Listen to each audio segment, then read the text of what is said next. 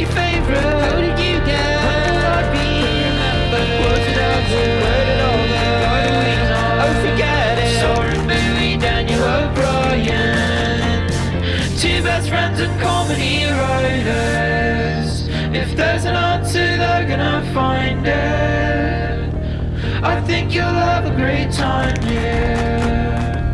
I think you'll have a great time here.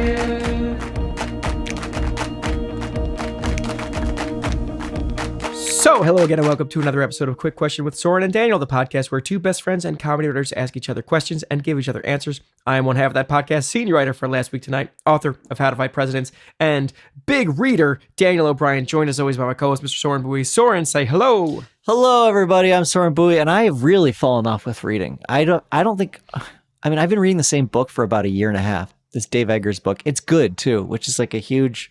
Usually, when I stop reading a book, it's because I just can't keep with it.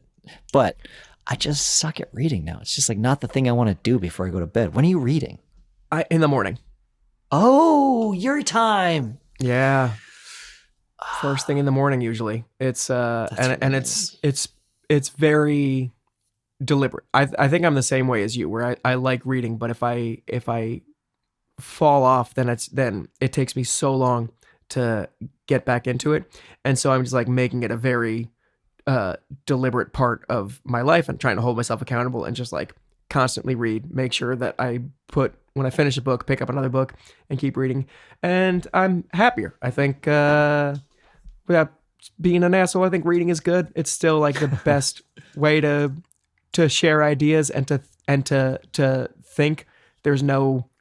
I haven't found anything that makes me think of my own ideas and my own thoughts about the world quite like reading a book.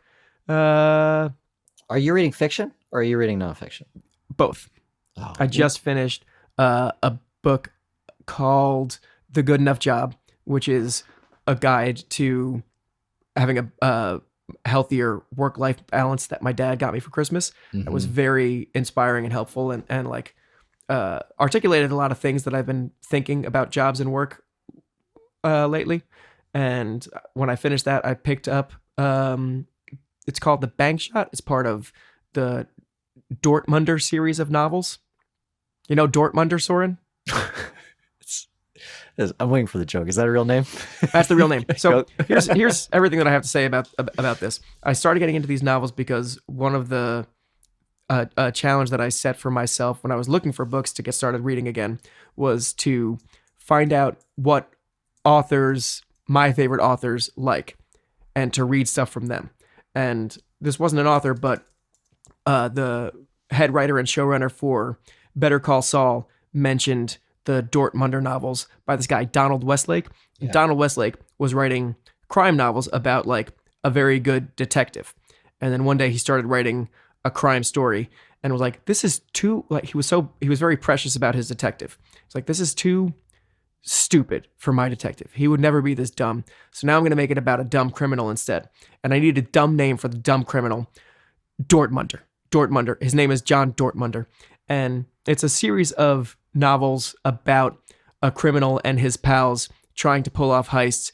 And they're very well planned. And then something completely unpredictable and wacky happens to throw the plan askew.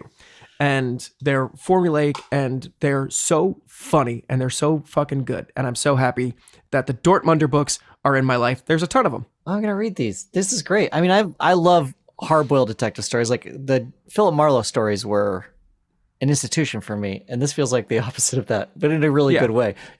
I'm just reading about it right now. And it's very funny to think of somebody who things so predictably go wrong that he's sort of relieved when they start going wrong in a plan. Yeah. And I'm tickled by the idea of the author who decided that a story he was writing was not dignified enough for a previously established character that he invented. Like I'm always charmed by someone who has like that level of respect for their own made up bullshit, because I often do. Yeah, it's very precious. I love it. But we're not here to talk about. Oh, go ahead. No, I was just going to suggest the book. If you're looking to read the same book as me over the course of I want to say 24 months. You could read You Shall Know Our Velocity by Dave Eggers. It's very fun. It's a good read. That would be really a fun thing to do if we ever when both of our shows are no longer on the air and this podcast becomes our sole income, and then we create a podcast empire and a Discord, to have like 2 book clubs running at once, where we have like, we'll read a few books a month on mine, and yours will just be like the realistic book club for all the people with families, where it's like, we're gonna try to knock this one out this year. No judgment. Yeah. It's fine. Listen, if anyone has anything to say about this book at any time, please say something in the Discord. If not, don't worry about it. Yeah. We're all in this together. It's 200 pages. We're looking to bang it out in 18 months. If you are ahead, if you're behind, it doesn't matter. We're willing to talk about any part of the book at any given moment. Even if you tell me what it's about and I haven't started yet, that's great. I love that too. That sounds great. Okay, well, what are we doing today, Dan? What are we doing? We're doing part 2 of Daniel reads sentences to Soren. This is from an article in The Ringer. TheRinger.com is one of my... Oh, hold please. I closed it. All right. This is from an article in The Ringer. TheRinger.com is one of the last websites, certainly one of my favorite websites. They do sports, pop culture, news, politics, entertainment. It's great. I have some of my favorite writers working there today. And the article that we're pulling from is the 84 sentences that explain 2023. We did the first half in the first episode of this series, and now we're going to close things out with some more sentences. Yeah, it's a very simple game. I'm going to read a sentence to Soren. Needs a new name. A catchier name, I think. But let's just get started. Yeah. Daniel reads sentences to Soren. Let's get into it. I can't tell which one of these I want to... because these are both very online things. One of them, I'll start with the first one. I'm telling you right now, that motherfucker back there is not real. Yeah, that was that woman on the plane who freaks out in the plane, and then so if you haven't seen this woman is freaking out the front of a plane, which we got a lot of those this year. And then she points to, like, she's upset, and you're like, you're already ahead of the game. You're like, this woman is freaking out about something that she shouldn't be freaking out about. It's probably like somebody was like loading their luggage wrong, or sat in her seat, or they were next to her and they weren't wearing a mask, whatever it was. But then she says, that motherfucker back there is not real. And you can see everyone on the plane having the same reaction as you, which is, I'm ahead of this, I'm ahead of this. And then this curveball comes. And so everyone's like, wait, what? So everyone looks like, I want to see a not real person. Or like, because even if I'm on that plane, I'm thinking there's no way I'm going to turn around and see someone who's not real. But I bet I'm going to see something kind of interesting. Do we ever get any more context for that? I never looked it up. I was not interested in finding more context on it because I thought it would probably only make me sad. Like we would find out that the woman was unwell in a very serious way, or maybe she would be racist and horrible in some way that like we don't need to elevate more racists or anything. This clip made the rounds on the internet and came back to my life again at the Andy Cohen, Anderson Cooper shit show New Year's Eve countdown celebration, where they were just going through like viral clips of things that happened. And Anderson Cooper is pretty toasted by the time this clip rolls around, and we play it, and Cooper is just like, yeah, I get it. We all hate flying. Planes are the worst. It's like, no, that's not. You're not on her side. And then because his first point was like we're all stressed about planes. I get it. We're all weird on planes. And his second takeaway was, stop filming people on planes. It's like, no, that's wrong too, Anderson. Anderson Cooper, you could not be more wrong. It's my favorite show now. July 11th, 2023. This quote comes from Pinky Doll. Ice cream so good. Gang, gang. Yes, yes, yes. Yeah, I do know this, actually. This is a woman who I think she just does these, like, as soon as she gets donations from people or like hearts or emojis, there's like a different one for each thing you want her to say. And she just does those over and over. But there's one in particular where she's doing this, and then her daughter comes in the room and she's off camera. And so this woman in her breaks character and is just like, what are you doing up? What do you go to bed? I didn't I didn't see that one. Yeah, it's really funny. It's really great. I've only seen the one Gang, that gang. the ice cream so good. Ice cream so good. Yes, yes, yes, yes, yes. Ooh, yes, yes, yes, yes, yes. Because there's people give her. You like tip her Yes. with these emojis, Yes, right? yes, yes. Yeah, she's making money off this, and she is like so dialed in. Every time you tip with this emoji, she'll do a pose and say ice cream so good. It's not explicitly sexual, but like all things on the internet, I don't know, it's maybe sexual. It's probably sexual for someone, but it wouldn't fit my fairly broad definition of pornography. But she is doing repeated motions and voices, and she is like got it dialed in. She you would think she was like a cartoon character because the tone and the physicality is identical and perfect every time. And there is something hypnotic about just like a full long run of this person who is just perfectly hitting her marks for ice cream so good, ice cream so good. Yes, yes, yes, gang, gang.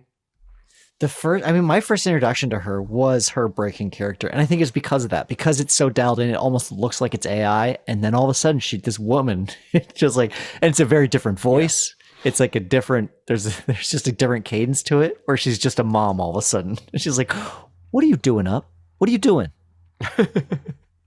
It's very funny. Glad I know that one.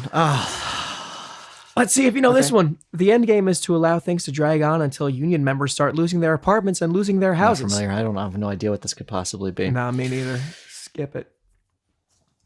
How much time do we have? Do we need? No, this is fun. I don't want to stop. More of these? I mean, we could. But, okay. Let's just keep going. All right. Let me see if I can find some more good ones. Life, it never die. Women are my favorite guy. I don't know what that is, but it made me laugh so hard that I coughed. I don't know what that is. This was another one that I should have done more research on, but it was Kyle Gordon featuring DJ Crazy Times and Biljana Electronica in a song called Planet of the Bass, which is, I think, started to spread because people believed this was like a European dance pop song sung in English. I recognize the picture. And that's why like the phrases were always a little bit off. But I believe we have learned it's a parody of a fake Europop song. Oh. Well, that's less fun. Yeah, sorry. I know. Sometimes you think you found something funny, but it's actually they did it funny on purpose. It sucks. We hate it. We hate it. We hate it when there's writers and intention behind things. We wish it was all magic. It's true.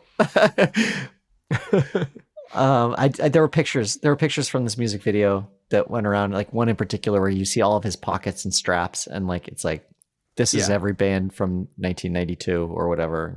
Yeah. Okay. Go on. August 14th, 2023. Also, Mark takes this sport seriously and isn't going to fight someone who randomly shows up at his house. Whoa. Mark takes it seriously. Somebody got in trouble for fighting, and this is in August. This is going to be another baseball one. It is not a baseball What one. is this? And no one actually fought. Oh, what is this? This is a spokesperson for Mark Zuckerberg on a prospective fight with Elon Musk. Oh, God damn it. I got my head was in sports, and it shouldn't have been. It should have been in billionaires. Yeah. That's right. There was going to be a potential fight between Mark Zuckerberg and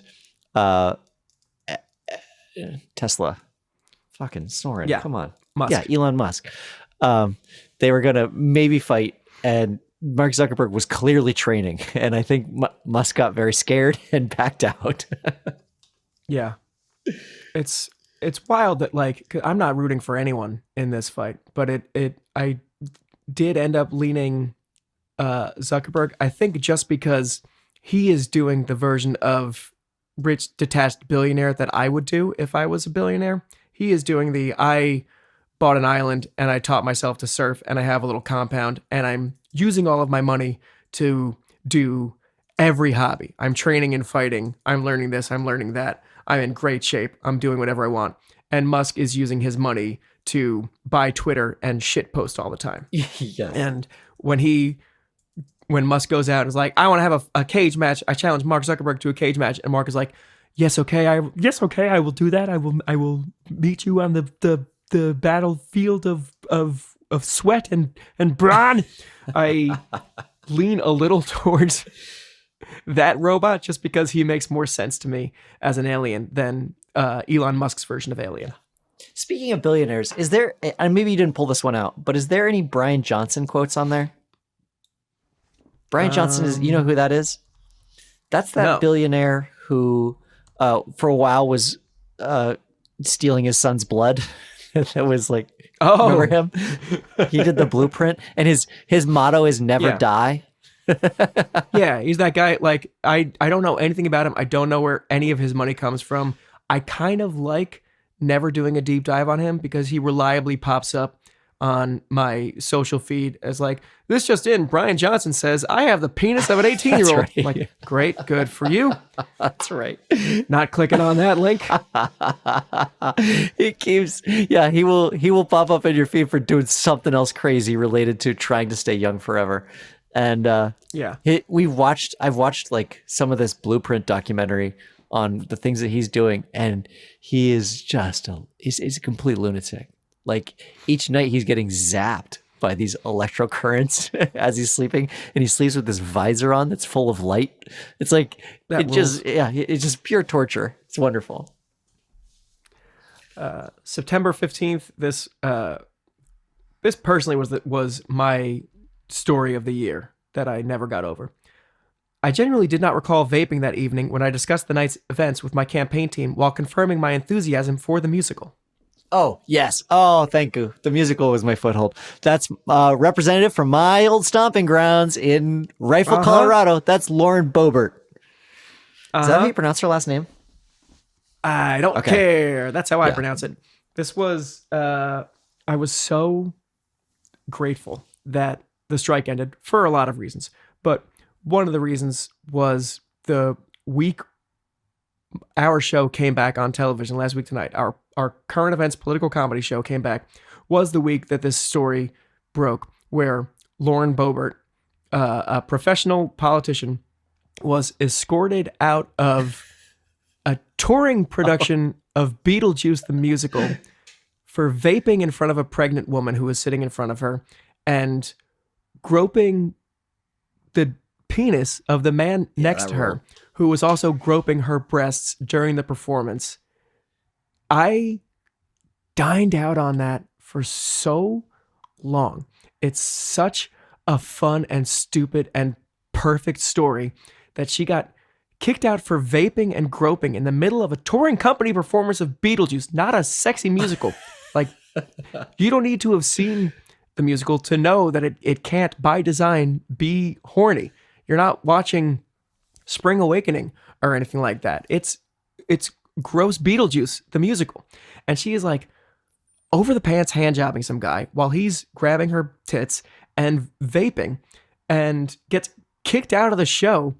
And when she first gets kicked out and people are asking her like, hey, is it true you got kicked out for vaping? She was like, no, I got kicked. I guess we were having a little too much fun. We were laughing too loud because we were enjoying the show so much, and they kicked us out, I guess. I don't know. And then someone was like, no, weirdly, because this is our weird dystopian present / future, someone was filming you in the audience. So we have footage of you vaping and getting groped and fondling your partner. And then for her to be like, yeah, I guess I did that. I forgot, but yeah, that's probably right. That sounds possible. Like me. I can't even, I'll never be able to articulate why I like it so much, but it's just so strange and so perfect and so weird and fun.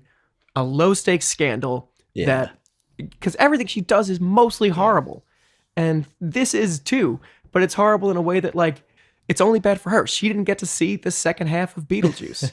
And it's almost a victimless crime. Except for the pregnant woman was caught in the vape cloud. Right, of course. Yeah. But no, I know exactly what you mean. It is really fun. And it's, God, you know what? The only other way we get this is that occasionally like something will happen and there's like one person giving their testimonies to what happened. And eventually we will get the footage. And those are usually really dark cases because that will almost always be police cam footage where it's like you don't get the footage for a while. So you have a story first, then you find out what actually happened. And there is something, it's like it scratches a very nice itch for you narratively because you're like, oh, here's the truth. And so it feels very fun. It never feels fun. And also like, man, if they would have put that footage out in the beginning, then this wouldn't have been fun. This wouldn't have been a story at all. No stakes. And so that we got a story like that, that was more lighthearted than what we'd ordinarily have with police cam footage was so great and like such like a sigh of relief for everybody. They're like, oh, I needed that. Oh, it was fun. It was still this was up there for one of the moments that almost had me walk away from Twitter for good because Twitter a few years ago would have had only fun with this, but Twitter today has a little bit of fun, and then there are people who are like, listen, no matter what you feel about Lauren Boebert or vaping or whatever, it's weird that we're filming strangers with our phones in public, in theaters. Can we agree on this? And there's a part of my brain that is like, yes, probably. But there's a louder part of my brain that's like, shut Was that up. Anderson Cooper saying Take that? that fucking shit to TikTok. Get it out of here. Get it out of my stupid Twitter where we're all terrible to each other. That must have been, Go away. that person saying that must have been Anderson Cooper, right? Yeah. It was, yeah. Just, Can we stop filming celebrities? this is my takeaway from Anderson Cooper's New Year's Rockin' Eve or whatever it's called is that guy does some awful shit on planes that he doesn't want anyone to know about. That's the only takeaway that I have. All right. One of these, it's not a sentence. The Ringer broke its own rules, and it's a picture of Kevin James from the set of King of Queens with his hands in his pocket and a weird I know it. smirk on his face. And that's all I'm getting? I know it too. That's all you're Okay. getting. And it is dated as September 21st, 2023, which I guess was the inciting incident for this picture with no explanation showing up on my Twitter feed all day, every day. Oh, so this is in relationship to something that okay. I know the meme. I don't know him. I know the shrug that he's doing, like the, oh shucks, like little old me kind of shrug. I don't know why we started using it, and I actually don't even know how I would employ it as a reaction meme to a bit of information. They're not giving you the information? No. Okay. Here's what I think it might be, and maybe this is just my individual little world, is that it showed up a lot with Denver Bronco memes right around that time because the Broncos were historically bad last year. Everyone thought, oh, it's Nathaniel Hackett's fault. He's the coach. He's bad. They got Sean Payton instead. Sean Payton used to be the coach for the Saints, and there was a movie made about Sean Payton in which Kevin James plays him. And in the beginning, like preseason and everything, there was still like a lot of problems with the Denver Broncos. It was so clear that like it's not just Nathaniel Hackett that's the problem. And so like I think that there were a lot of memes of Sean Payton getting a big contract from the Broncos and them still being bad. But I could be wrong. Also from September, my comedy Arnold Palmer is 70% emotional truth. This happened. And then 30% hyperbole, exaggeration, fiction. Oh, that's got to be my boy, Sebastian Maniscalco, the best comedian out there doing it today. I don't know who this is. I don't know who this is. That's Hassan Minhaj. Oh, yeah. Daily Show boy who got in trouble for lying. Yeah, he was a comedian, very popular comedian who was on The Daily Show and then had the Patriot Act. And this is a big gray area for a lot of comics and comedy writers and comedy adjacent people, because there was this article that came out as sort of an expose that was like, hey, Hassan Minhaj doesn't, not everything he says in his stand-up is true, which is itself not a revelation for stand-ups. Every stand-up in the history of stand-up comedy has exaggerated anytime they are in their set and they're like, oh, the craziest thing happened to me the other day. It didn't happen to them the other day. It might not have happened ever. These are exaggerations that like we all sort of expect and let slide. Like we don't need our comedians to be complete truth tellers all the time. In Hassan's case, there was specific things that he made up were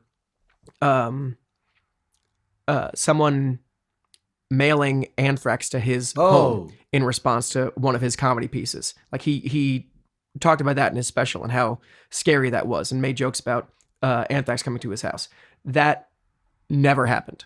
There was no record of that anywhere. And another lower stakes thing he talked about was his girl he had a crush on in high school that he was going to go to prom with. She eventually dumped him or didn't go to prom with him because of his race and religion. And that was like a catalyst for like the like part of the climax for his stand-up special, which was called Prom King or Homecoming King. I'm getting some of the details wrong, but I'm a comedian. But I'm gonna say this. It turned out that like the breakup or the dumping or whatever it is, that didn't happen. Like the interviewer tracked this person down and was like, yeah, no, I never, the story that he's telling never happened. I never dumped him because of his race or religion or anything like that. We were never going to homecoming or prom together, whatever. These are very specific embellishments to make, right? It's not someone who was saying this thing happened to me when it really happened to a friend, or it's an exaggeration of something that happened to him. This is like the heart of the special. If your special hinges on the way the world has treated you, and this is your most illustrative example, then I don't know if it belongs in your autobiographical stand-up piece. And with the anthrax thing, that certainly makes your special, your story more powerful. But it's not true. And that's what makes it such a gray area, because like no one can really draw the line of what truths are okay and what truths are, like what lies are okay and what lies aren't, and what exactly emotional truth means. Yeah. In a comedy act, and it resulted in a whole lot of very smart and very dumb conversations all over the internet when it came out. Yeah, it's tough. It's tough when the moment of poignance in what you're doing is a lie. Yeah. Because I totally agree that stand-up comedians should be able to lie as much as they want on stage. Like they can. So the other day I was doing this, and you're like, no, you weren't. But that doesn't matter. Like there's a suspension of disbelief because all I'm looking for here is the joke. I want the laughter that I'm going to get. But when you're like, this is the pulse of America. Don't close your eyes to it. Look at it. It's like, oh, but that's a lie. You don't have to do that. There's a lot of terrible things that probably have happened to you. It doesn't have to be these lies. Right. October. Oh, if everybody could do it, everybody would. That's probably not helpful. Let me think for a second. October 22nd, 2023. I don't know what this is. You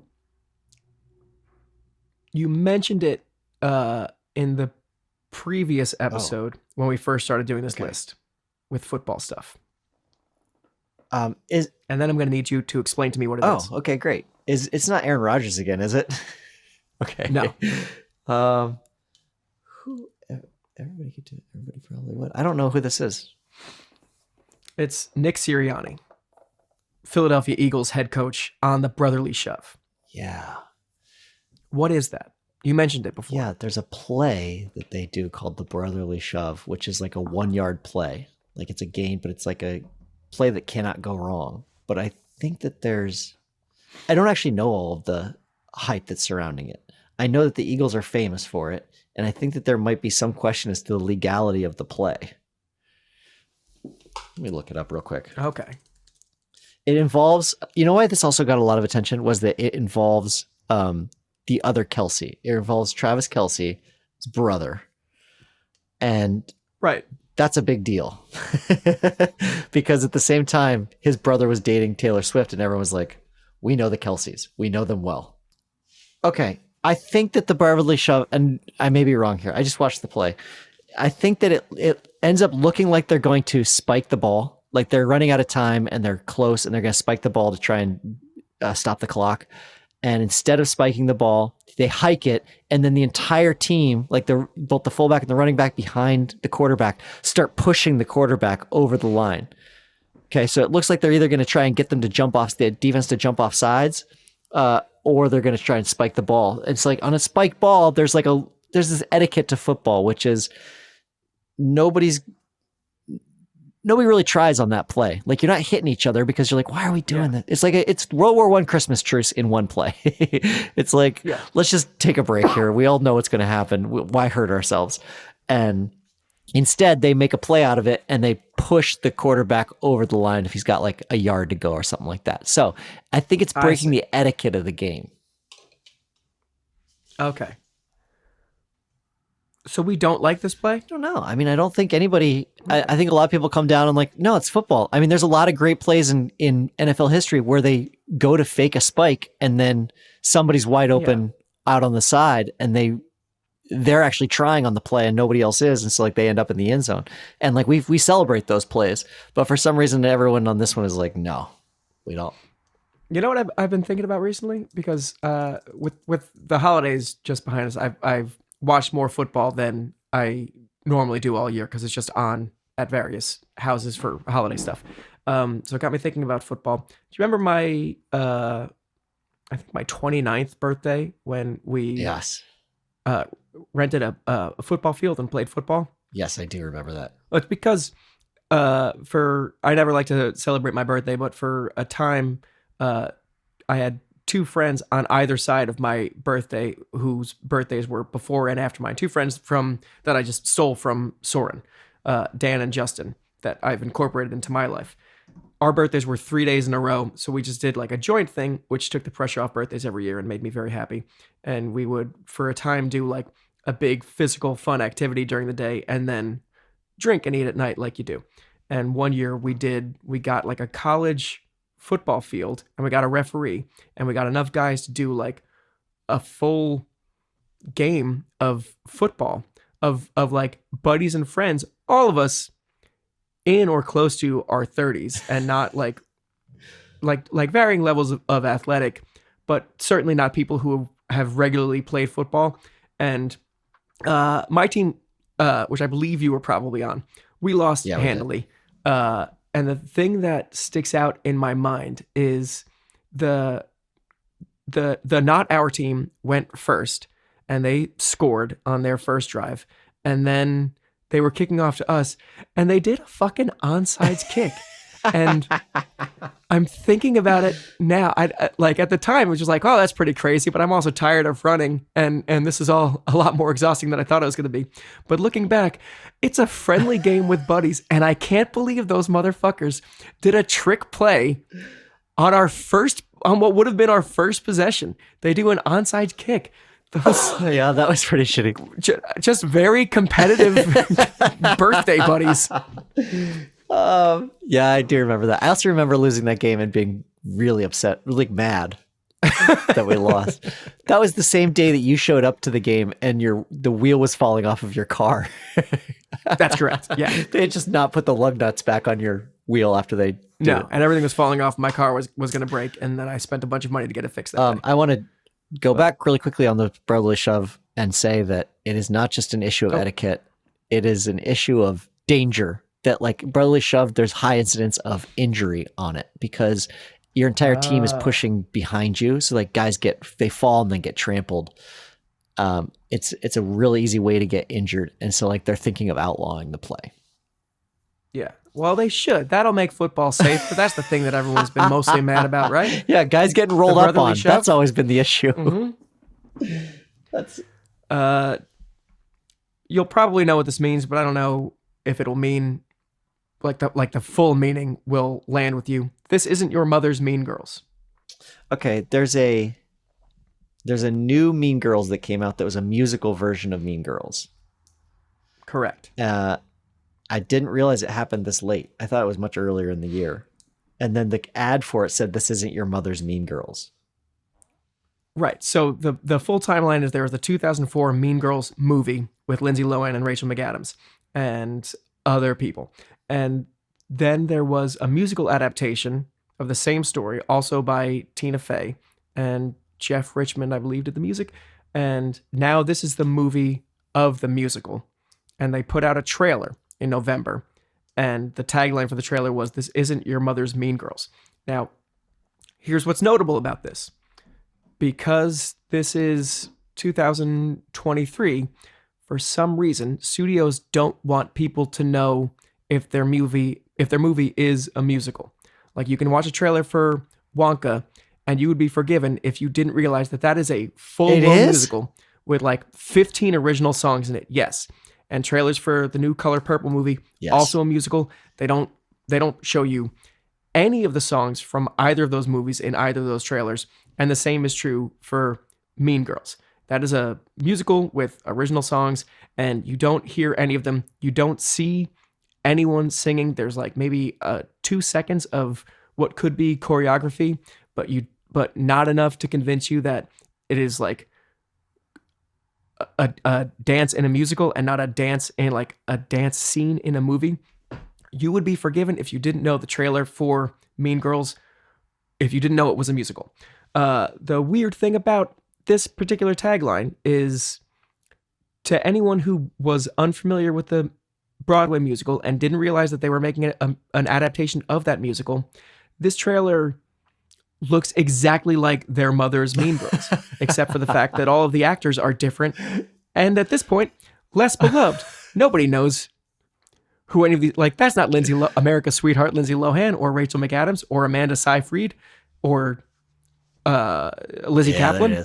These are just other people who are saying the same lines as Rachel McAdams and Lindsay Lohan in the trailer, and no clear indication to like a complete normal person who's not incredibly online or on Broadway. There's no indication why this movie exists or why it's different. Okay, that makes sense. I did not have the context for that, but I'm shocked to find out that Wonka is a musical. Oh yeah. Timothy Chalamet sings like 9 songs just by himself in it. I didn't know he was a singer. Good for him. He's good. It's a delightful movie. I don't know. I saw it.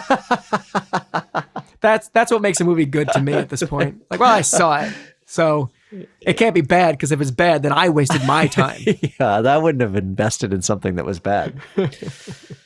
Okay.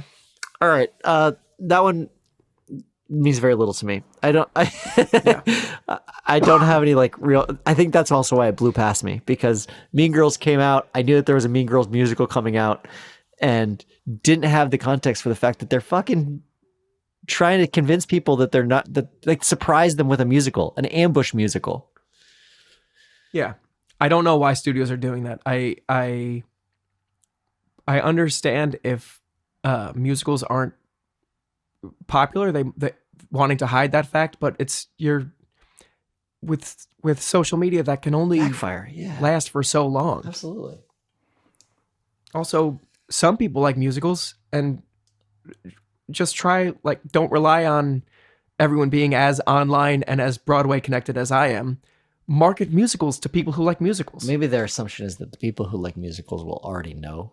Like, why? Because I do? Because people who like musicals are not shy about. Because I obviously do. Not shy about doing their own research about what new musicals are coming out.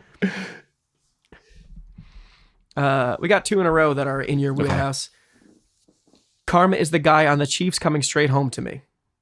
Is this Travis Kelce, Taylor Swift thing? Yeah, I don't know when she said that. Did she call him Parm? Karma is the guy on the Chiefs coming straight home to me. So like Karma is a song of hers. Okay.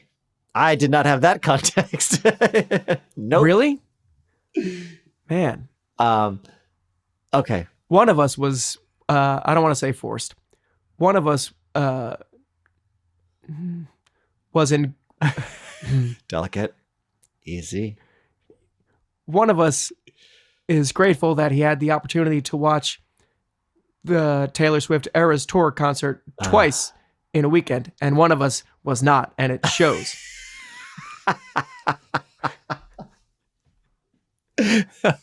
I got a text from Dan, I think in the throes of this, where he was like, I don't know why you like this fucking girl so much. We're talking about Taylor Swift because I've defended her several times on the podcast and like said just in passing, oh, she's good. So I think he needed somewhere to put all of his ire. And it was like, well, I know Soren fucking loves her to death. He wants to marry her.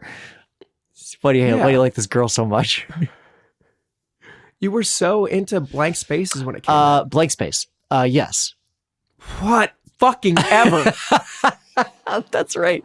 I guess my fandom of Taylor Swift goes in and out pretty quick. But yeah, Blank Space came out, and there was like a very specific reason I liked that song. I thought the music video was great, and in particular, there's one moment when she looks at camera and says, they think that I'm insane. And the acting is so wonderful in it. Like there's prep. It's clear that like she's done some Daniel Day-Lewis type shit where you're like, oh, you tapped into something like you had it on the surface ready to go, and it's really, really authentic and good. And so I was really impressed by her acting in it, and I was like, I love this song. I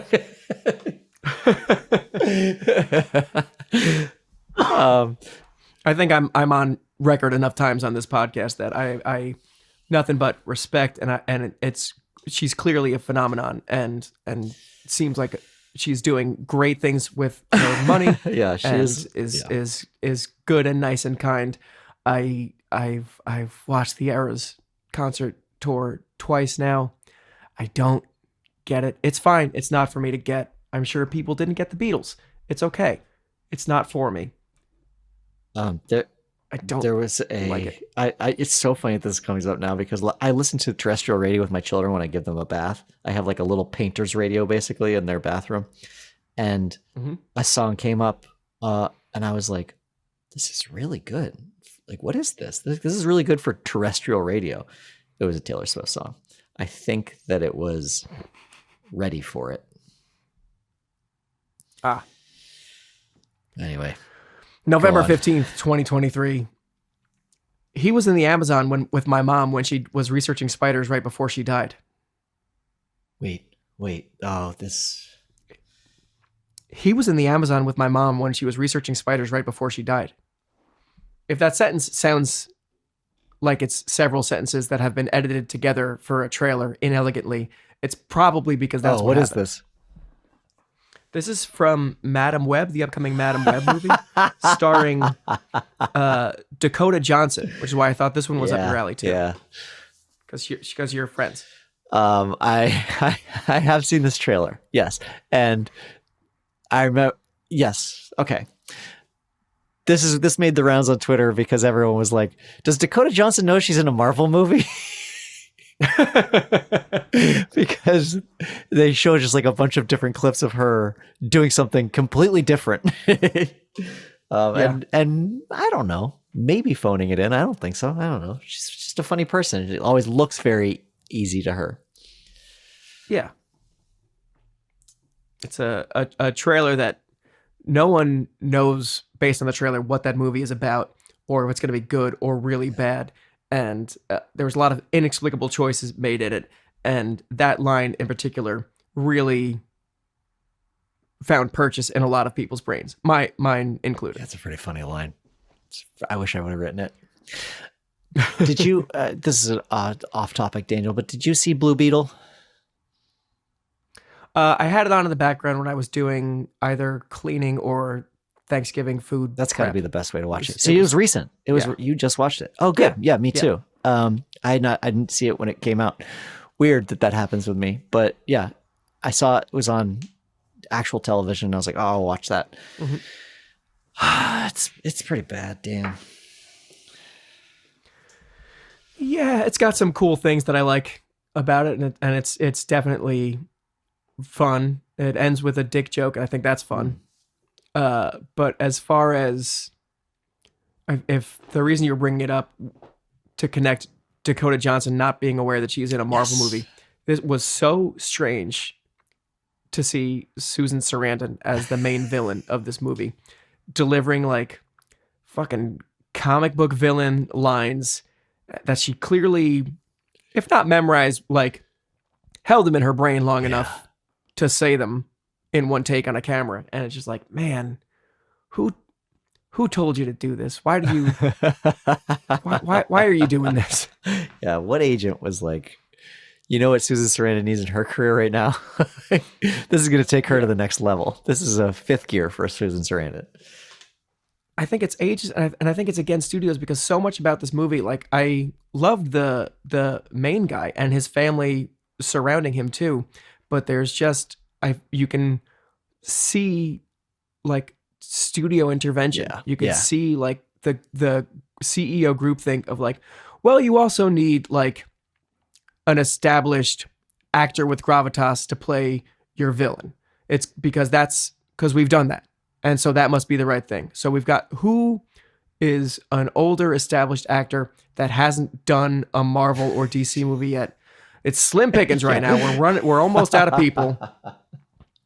Matt Mikkelsen. What? He was in Doctor Strange? Oh, Fuck! God damn it. Fuck. All right. Well, who? Renee Russo? No, she was in Thor. We got, All right. Sam Rockwell. Susan Sam Sarandon. Rock- Okay. Oh, he already did fucking Iron Man. God damn it.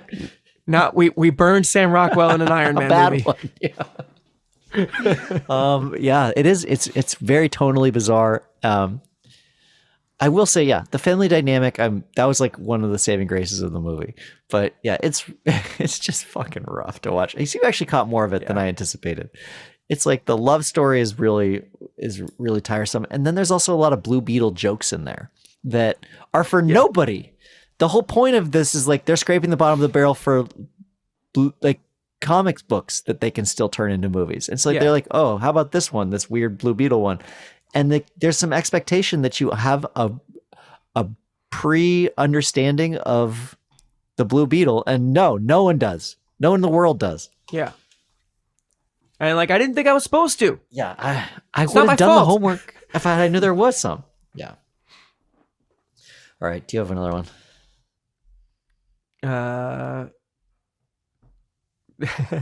You said you had two. Yeah. Strip Weathers. You forgot about him?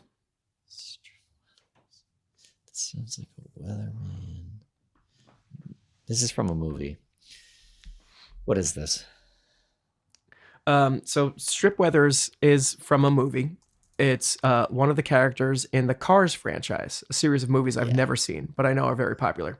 This particular quote, someone called in to Stephen A. Smith's show and asked them a question about cars, characters in Cars, and like who was the GOAT in Cars. I think they were trying to get him with like a gotcha question, make him feel foolish. And then Stephen A. Smith does like a perfect run, seemingly from memory, of stats for various cups that various characters in the Cars franchises Oh, that's awesome. achieved. It's such a fun one. Like, I don't always love Stephen A. Smith. Yeah. He's really hit and miss for me, but this is just great. I don't know if it's staged or not, but it's just delightful to watch Stephen A. Smith go on a rant About the king. Strip Weathers stats. Yeah, I mean, him and Skip Bayless, like they miss way more often than hit. I don't like either one of them. I think that they're both idiots, but that's amazing. Like, that's really wonderful that he could do that. Also because Strip Weathers is not a name that's said in Cars very often. They always call him the king. Yeah. Oh, really? So you've seen all these movies? Yeah, I've seen the first one probably like 16 times. That was my son's go-to movie from ages about 4 to 7. Yeah, the Cars movies just hit at the wrong time for me, where I was too old to start them when they first came out, and as a result, just never dove into them. So I don't have the nostalgia thing going for me that like Toy Story. I'll always see a Toy Story movie because I bought into that early enough. Right. Yeah. Yeah. I in fact, to this day, if my kids were listening to watching Wreck-It Ralph in the car on our drive to Tucson this year to Christmas, and a song comes on in Wreck-It Ralph where I was like, they already used that song in Cars. This Shut Up and Drive song. Where I was like, I know the whole soundtrack. I know everything about that movie. Except apparently I didn't know Strip Weathers was the king's name. Yeah. December 7th, another sports one. I regretted mentioning 9/11 in my message that day, and I immediately apologized to the team. This sounds like the Jets coach, but it's not going to be him. Who is this? It's the Buffalo Bills head coach who was using he was trying to motivate his team, and his example of a group of people who came together to accomplish something was the 9/11 hijackers. Oh my God. That's incredible. How did I miss that? I don't know. Because they really did pull it off. Jesus.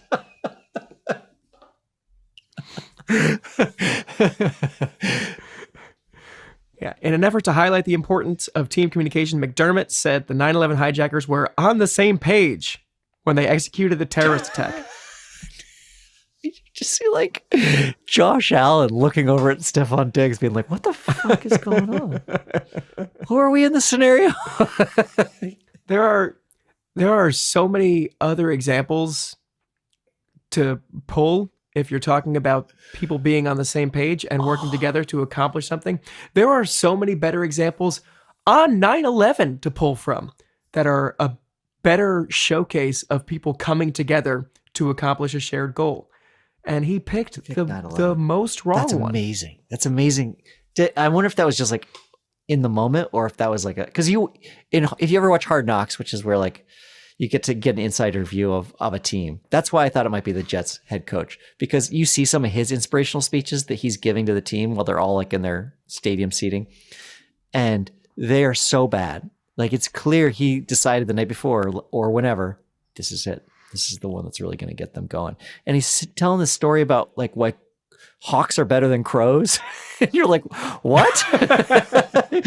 What is going on? And I thought for sure it would have been him. But I guess this is just an all head coach thing. Yeah. It's very baffling. He's 49. There's no age excuse. Yeah. He's not like so old that he's losing it a little bit. And he's not so young that 9/11 is like super distant to him or anything like that. There's no explanation for it other than maybe this is just a thing that guy thinks all the time. Maybe Sean McDermott is just like, love him or hate him. They really pulled it off. They were really on the same page with that. You got think about how difficult it was. It would have been, they had to learn to fly. You got to hand it to the hijackers on 9/11. They had to synchronize their watches and stuff and like keep cool under pressure. This is like very clearly something that he thinks about a lot and thought maybe incredible. This is the time to trot it out and other people would agree with him. But 9/11 is just one of those things that every ear in the room is going to perk up. Even the guys who are like half listening to you because it's halftime and they're sick of hearing speeches. You say, think about 9/11. They're like, all right, well, this one's different. This is different than the other speeches he gives. So let's all shut up. And funny to then think about them going back out there after halftime. And like, did they win that game? Like, did they come back? Because maybe it worked. God almighty. I know that they didn't because the Bills lost most of their games where they're trailing in the first half. Yeah. Oh, so good. maybe not. Maybe they're still thinking about it. Maybe that's what did the Bills in. That speech. Yeah. Like they're just none of them can get it out of their heads, and they're just not focused on the game anymore. Just on the line, whispering to each other. Does he wait? Are we the hijackers? Is that what he wants us to do? It's so funny. I want to get a mic'd up of the players after that speech. Oh. Well, thank you, Daniel. I want all the speeches after that where he's overcorrecting. Yeah. Badly. Yeah. Just like really talking about SEAL Team 6 a lot all of a sudden. Yeah. Zero Dark 30, like mentioning a lot of like the actors, even like how they how hard they worked. Yeah. Well, I think we've done. I'm out of energy. Yeah, I think that's pretty evident based on the fact that I volunteered like an act out comedy sketch premise where I said I wanted to hear his overcorrecting speeches. In any other episode would have been a great opportunity for me to like launch into some. Not happening. But the tank's dry, man. I think we're done. Okay. Well, everybody, thank you for listening. This is Quick Question, but you already knew that. You can follow Daniel at DOBO_Inc. on Twitter. I'm pretty sure he's still there. You can follow me on Blue Sky at Soren.Bowie. You can follow Quick Question on Twitter. Sorry, I'm saying Twitter. I mean X. At QQ_Soren and Dan. We have an email address, which is QQ with Soren and Daniel at gmail.com. We're also on Instagram, where you can catch clips of us doing this podcast. You can see us in the flesh. You can see our faces at QQ_with_Soren_and_Daniel. You know what? Don't do that. Just go search Quick Question and those will come up. You'll see our faces. You'll know it's us. We also have an engineer, a producer, sound engineer, and editor in our good friend Gabe Harder. You won't find him anywhere, but you could try GabeHarder.com sometime in the future. We have a Patreon, which is Patreon/Quick Question. Our theme song is by MeRex. You can find their music anywhere you listen to music, but especially at merex.bandcamp.com. They've got full albums there. And you can watch us on YouTube if you wanted to. That's at youtube.com/@QQ podcast. Bye. I've got a quick question for you, alright? I wanna hear your thoughts, I wanna know what's on your mind.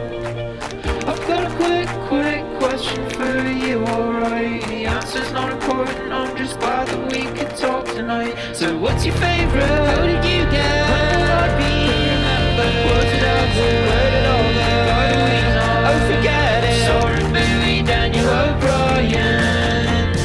Two best friends and comedy writers. If there's an answer, they're gonna find it. I think you'll have a great time here. I think you'll have a great time here.